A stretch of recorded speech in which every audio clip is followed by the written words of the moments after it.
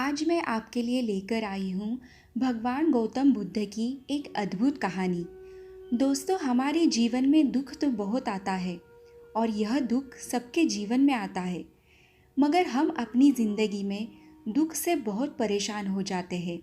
तो दोस्तों, आज मैं आपके लिए लेकर आई हूँ गौतम बुद्ध की एक ऐसी कहानी जो आपके दुखों को दूर कर सकता है। दुख की घड़ी में क्या करें, आइए जानते हैं इस कहानी के माध्यम से। सबल नाम का एक व्यक्ति अपने जीवन में बड़ा निराश था। उसकी निराशा का कारण यह था कि वह अभी तक कुछ नहीं करता था। उसके घर वाले उसे दूसरों का उदाहरण देकर ताने मारते थे कि वह सब तो कामयाब हो गए और तू यही का यही है। जब भी यह कहीं बाहर जाता तो वो लोग उसे पूछते कि तुम क्या कर रहे हो, और उसे यह कहने में बहुत शर्म महसूस होती थी कि वह अभी कुछ नहीं कर रहा है। धीरे धीरे उसने लोगों से मुंह छुपाना शुरू कर दिया। उसका दुख इतना बड़ा था कि उसको लगता था कि वह धरती पर बोझ है और उसके बस में कुछ भी करना नहीं है। वह कुछ कर ही नहीं सकता, तो वह जीकर क्या करेगा, उसे मर जाना चाहिए। वह अकेले में बैठकर रोता और भगवान को दोष देता। एक दिन उसने नगर में गुरु को देखा जो दुख के ऊपर अपना प्रवचन दे रहे थे। गुरु ने कहा, दुख एक गुरु की तरह होता है जो आपको जीवन के बारे में समझाता है और बताता है कि वह आपको सही से जीने का तरीका देता है। आप चाहे तो दुख रूपी गुरु से जीवन जीना सीख सकते हैं या दुख में डूबकर बैठकर रो सकते हैं। सबल भी यह बातें सुन रहा था। उसने गुरु से कहा, दुख कुछ सिखाकर नहीं जाता बल्कि पीड़ा देकर जाता है। दुख की पीड़ा अनंत होती है। ऐसा लगता है कि इसके बाद कुछ नहीं मिलने वाला, कुछ नहीं होने वाला। मृत्यु भी उसके सामने कम लगती है। गुरु ने कहा, क्या दुख है तुम्हें? सबल ने अपनी सारी परेशानी गुरु को बताई और कहा, क्या मेरे दुख का आपके पास कोई समाधान है? गुरु मुस्कुराए और गुरु ने कहा, जब तुम्हारे जीवन में असली दुख आए तब मेरे पास आना, मैं उसका समाधान अवश्य करूँगा। यह कहकर गुरु वहाँ से चले गए। सबल ने सोचा, क्या मेरा दुख असली नहीं है? क्या यह दुख जो मैं झेल रहा हूँ दुख नहीं है? कोई भी मेरे दिल का दर्द नहीं समझता। घर वाले नहीं समझते तो गुरु क्या समझेंगे? अपने दुखों से परेशान होकर सबल ने एक निर्णय लिया कि वह कुछ करके दिखाएगा। उसने एक छोटा सा व्यापार आरंभ किया। उसे उसके व्यापार में सफलता नहीं मिल रही थी, पर उसके घर वाले बहुत खुश थे कि वह कुछ तो प्रयास कर रहा है। धीरे धीरे उसे सफलता मिलने लगी और फिर उसने रफ्तार पकड़ ली। वह 2 वर्ष के भीतर एक बड़ा व्यापारी बन गया। अब सबल के आसपास काफ़ी लोग थे जो उसे पसंद करते थे, जो उसकी चिंता करते थे, जो उसके कार्यों की सराहना करते थे, प्रशंसा करते थे। उसके माता पिता भी अपने बेटे की प्रशंसा करते थकते नहीं थे।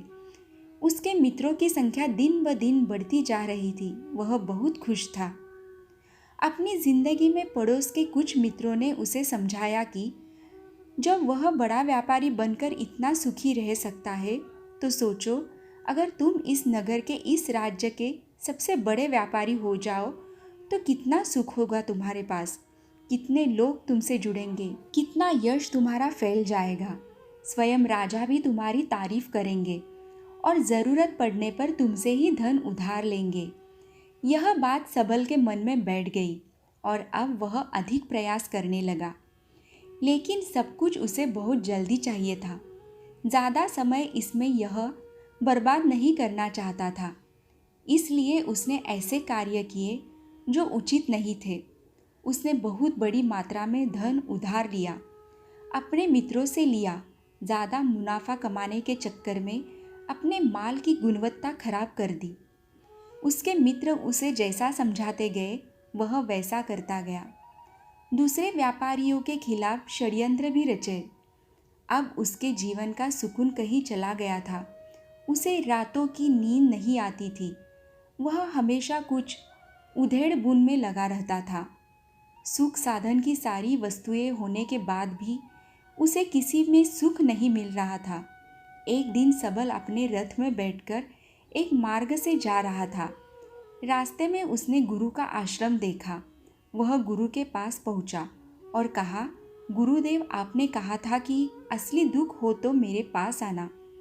मेरे जीवन में बहुत दुख है, मैं रात को सो नहीं पाता। सबल ने गुरु को अपनी सारी बात बताई। गुरु ने कहा, जब तुम पहली बार मिले थे तब भी तुम किसी दुख में थे। उस दुख में तुमने क्या सीखा? सबल ने कहा, मैंने सीखा कि केवल सोचने मात्र से कुछ नहीं होता। अपनी सोच को साकार करने के लिए कर्म करना पड़ता है और केवल कर्म करने से कुछ नहीं होता। कर्म को अंतिम पड़ाव तक ले जाना आवश्यक होता है। चाहे रास्ते में कितनी भी बाधाएं आए, कितनी भी निराशा आए, चाहे ऐसा क्यों ना लगे कि अब कुछ नहीं होगा, तब भी यह मानकर जो कार्य मैं कर रहा हूँ मैं इसमें सफल होकर ही रहूँगा। कर्म करना चाहिए। लोग केवल सफल व्यक्ति को ही महत्व देते हैं। बाकी सब चाहे कोई कितना भी अच्छा क्यों ना हो, इस दुनिया के लिए वो बोझ ही कहलाता है। गुरु मुस्कुराए और गुरु ने कहा, जब तुम्हारे जीवन में असली दुख आए तब मेरे पास आना, मैं उसका समाधान अवश्य करूँगा। सबल ने गुरु को एक घड़ा भेंट दिया जो सोने के सिक्कों से भरा था। घड़े को देखकर गुरु ने कहा, इस घड़े को वहाँ उस पेड़ के नीचे गड्ढा खोदकर दबा दो, यह मेरे किसी काम का नहीं। सबल ने ऐसा ही किया और वहाँ से चला गया। धीरे धीरे सबल को व्यापार में घाटा होने लगा। उसकी धन संपदा धीरे धीरे घटने लगी और एक समय ऐसा आया जब उसके ऊपर बहुत कर्जा हो गया। पर वह निश्चिंत था क्योंकि कर्जा उसके मित्रों द्वारा ही उसे दिया गया था। वह सोचता था कि उसके मित्र उसके बुरे समय में उसका साथ देंगे, पर ऐसा कुछ नहीं हुआ। सबसे पहले मित्रों ने ही अपना उधार धन उसे मांगना शुरू किया। ना देने पर जान से मारने की धमकी भी दी गई। उसके शुभचिंतक, उसके चाहने वाले सब उससे दूर हो गए। उसके पिता उसे अपनी गलतियां गिनवाने लगे। उसकी सारी संपत्ति नीलाम हो गई। उसके पास कुछ नहीं बचा। उसने अपने पिता से सहायता मांगी। पिता ने कहा, मेरे पास यह थोड़ी सी ही संपत्ति है, अगर मैं तुम्हें यह दे दूंगा तो मैं तुम्हारी माँ को कहाँ रखूँगा। हमारा आखिरी सहारा यह संपत्ति ही है। उसके जीवन में बहुत गहरा दुख था। उसके आसपास कोई भी ऐसा नहीं था जो उसे संभाल सके। लोगों से मिले इस धोखे की वजह से वह टूट गया था। लगता था कि जीने का कोई मतलब नहीं है, मृत्यु ही एकमात्र सहारा है। वह मरने के लिए एक नदी की तरफ जा रहा था। तभी रास्ते में उसे याद आया कि गुरु ने कहा था कि जब उसके जीवन में असली दुख आए तो वह उनके पास आए और वह उनके दुख का समाधान करेंगे। सबल गुरु के पास गया और उसने गुरु को सारी बात बताई और कहा कि मेरे दुख का समाधान कीजिए गुरुदेव। गुरु ने कहा, जब तुम्हारे जीवन में असली दुख आए तब मेरे पास आना, मैं उसका समाधान अवश्य करूँगा। सबल ने कहा, असली दुख क्या होता है गुरुदेव? क्या अब जो मेरे जीवन में घट रहा है वह दुख नहीं है? गुरु ने कहा, पहले यह बताओ कि तुमने अपने इस दुख से क्या सीखा है। सबल ने कहा, जो लोग तुम्हारी तरक्की के साथ, तुम्हारी सफलता के साथ तुम्हारे साथ साथ आए हैं वह तुम्हें धोखा देंगे, क्योंकि तुम्हारे बुरे समय में तुम्हारे साथ नहीं रहेंगे बल्कि तुम्हारा फ़ायदा उठाएंगे। भरोसा केवल उन्हीं लोगों पर करना चाहिए जो तुम्हारे बुरे समय में, असफलता के समय में तुम्हारे साथ खड़े रहे हो। और ऐसे लोग बहुत कम ही देखने को मिलते हैं। जिन्हें मिलते हैं उन्हें हमेशा उनकी कद्र करनी चाहिए। कभी किसी के खिलाफ षड्यंत्र नहीं करना चाहिए।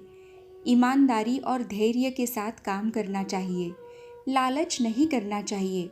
गुरु ने पेड़ के नीचे गड्ढा खोदकर घड़ा निकाला जिसमें सोने के सिक्के भरे थे और वह घड़ा सबल को दे दिया और कहा, जब असली दुख हो तभी आना। सबल ने गुरु को प्रणाम किया, धन्यवाद दिया और वह घड़ा लेकर चला गया। उस धन से उसने दोबारा व्यापार शुरू किया और अब वह छोटा सा व्यापारी बनकर भी खुश था और ईमानदारी से काम करते करते वह एक बड़ा व्यापारी भी बन गया। हालांकि इसमें उसे अब कुछ समय लगा, लेकिन अब वह खुश था। उसका जीवन खुशियों से भरा था।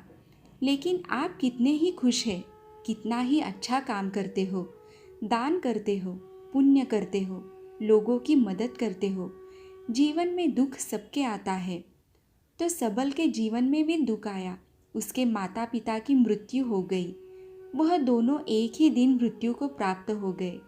सबल अपने माता पिता से बहुत प्रेम करता था, इसीलिए उसे बहुत गहरा आघात लगा। वह उन्हें शमशान ले गया। वहाँ पर उनकी अंतिम क्रिया की गई। सबल ने उन्हें चिता में जलते हुए देखा। उसका मन बेचैन हो गया।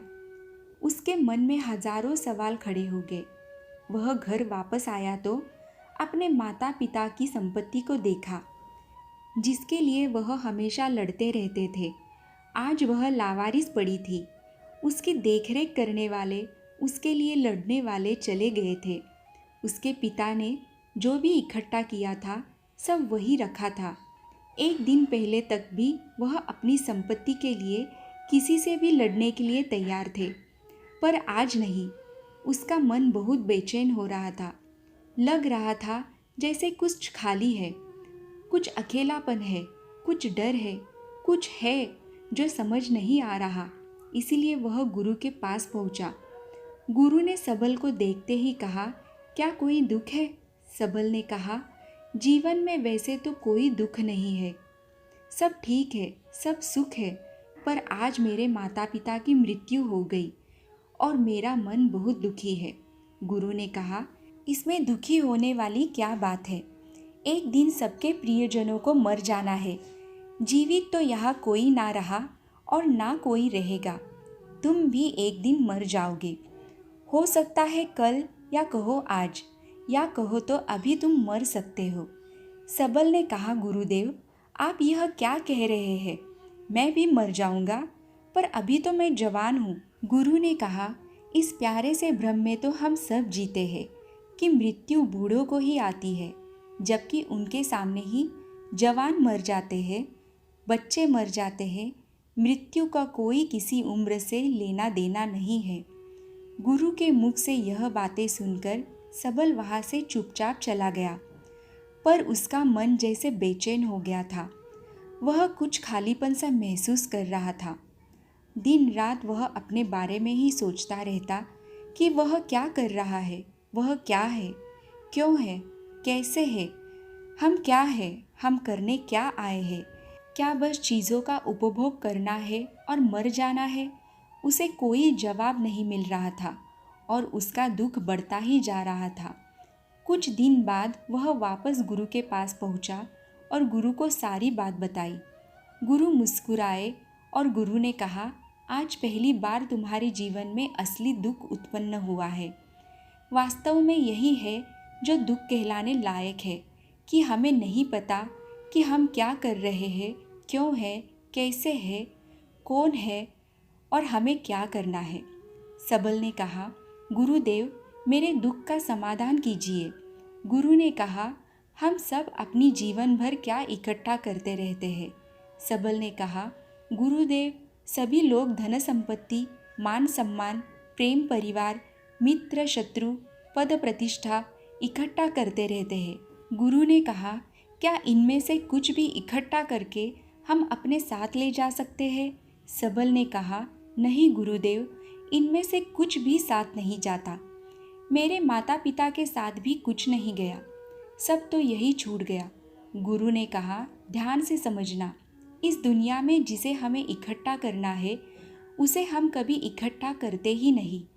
सभी चीज़ों को देखते हैं, लेकिन उसे देखते ही नहीं जिसे हमें इकट्ठा करना है। वह है हम खुद। इस दुनिया में अपने आप को इकट्ठा करना है, ताकि जब हमारी मृत्यु हो तब हम एक हो सके और अपने आप को पहचान सके। हम बटे हुए हैं प्रेम में, नफरत में, क्रोध में, क्रूरता में, धन में, संपत्ति में, पद में, प्रतिष्ठा में, सम्मान में, पहचान में, धर्म में, जाति में, दूसरों को लूटने में और अपने आप को लुटाने में। और ऐसे ही हजारों लाखों छाव है। वासनाओं में हम बटे पड़े हैं। हम टुकड़ों में जीवन जी रहे हैं। हमारी चेतना कभी एक नहीं हो पाती। हमारी ऊर्जा शक्ति बिखर गई है। इसीलिए हमारे पास इतना भी समय नहीं है या इतनी भी शक्ति नहीं है कि हम मुड़कर अपनी ओर देख सकें। वास्तव में लोग जिंदगी भर जिन्हें दुख कहकर चिल्लाते रहते हैं और उनका समाधान खोजते रहते हैं, उन्हें उनका समाधान कभी मिलेगा ही नहीं, क्योंकि जिन्हें वह दुख कहते हैं वह दुख है ही नहीं। इसीलिए यहाँ किसी को कभी उसके दुख का समाधान नहीं मिलता। वह बस एक परिस्थिति से छूटकर दूसरी परिस्थिति में फंस जाते हैं। जैसे वह पहली समस्या में रो पड़ते थे, वैसे ही वह दूसरी समस्या में रो पड़ते हैं। हमेशा ही एक ही समाधान नजर आता है, वह है मृत्यु, पर वह भी कोई समाधान नहीं है। इसीलिए इन सब का अगर परम समाधान चाहिए तो अपने आप को इकट्ठा करो, अपनी ऊर्जा को इस संसार से वापस खींचो, उसे एकत्रित करो, अपने ऊपर ध्यान दो, अपने ऊपर ध्यान लगाओ। मृत्यु से पहले अपने आप को पहचान लो। ऐसे ही बिखरे हुए मत चले जाना। सबल ने कहा, तो क्या गुरुदेव हमें यहाँ संसार छोड़ देना चाहिए? अपनी इच्छाओं को मार देना चाहिए? धन संपत्ति इकट्ठा नहीं करनी चाहिए? क्या हमें यहाँ से प्रेम भी नहीं करना चाहिए? गुरु ने कहा, तुमसे इच्छाएं, कामनाएं और वासना ऐसी ही निकलती है जैसे पहाड़ से कोई पत्थर गिर रहा हो, जिस पर पहाड़ का कोई नियंत्रण नहीं है, सिवाय देखने के और परेशान होने के और कुछ खोने के। जब तुम एकत्रित हो जाते हो, तब जो भी तुम करते हो सब नियंत्रण में रहता है। तब इच्छाएं भी तुम्हारी इच्छा से निकलती है। सबल ने कहा, गुरुदेव आपने मेरे सच्चे दुख का निवारण कर दिया है, आपका बहुत धन्यवाद। अब मैं अपने आप को एकत्रित करूँगा गुरुदेव। मानव शरीर में बहुत ऊर्जा है, बहुत शक्ति है, पर यह बेकार की चीज़ों में बटकर रह गई है, व्यर्थ की चीज़ों में लगी रहती है। यह ऐसे ही है जैसे एक शक्तिशाली मशीन किसी बच्चे के हाथ में दे दी गई हो। जैसे आपने कभी देखा होगा, बच्चे कभी कभी बाइक पर या कार में बैठकर उसे चलाने का नाटक करते हैं, क्योंकि उन्हें उतना ही पता है। ऐसे ही हम शरीर को चला रहे हैं। इसकी सही शक्ति का इस्तेमाल तो हम कभी कर ही नहीं पाते। दुख को एकत्रित करने का मतलब यह नहीं होता कि हम संसार छोड़ दें, सन्यासी हो जाए या झोला उठाकर कहीं चले जाए, या अपने लिए या अपने बच्चों के लिए धन संपत्ति ना इकट्ठा करें। जैसे जब बच्चे बड़े हो जाते हैं तब वह बाइक या कार को चलाकर लंबी दूरी की यात्रा आसानी से कर सकते हैं, नहीं तो बाइक या कार वही खड़ी रहेगी और हमें वह वहम रहेगा, भ्रम रहेगा कि हम कहीं जा रहे हैं, जैसे कि बच्चों को होता है, पर हम कहीं नहीं पहुँचते। इस कहानी से यही निष्कर्ष निकलता है कि हमें दुख की घड़ी में क्या करना चाहिए और असली दुख क्या है। कहानी आपको अच्छी लगे तो चैनल को सब्सक्राइब ज़रूर कर लीजिए, ताकि ऐसी ही वीडियो मैं आप तक और पहुंचाती रहूं।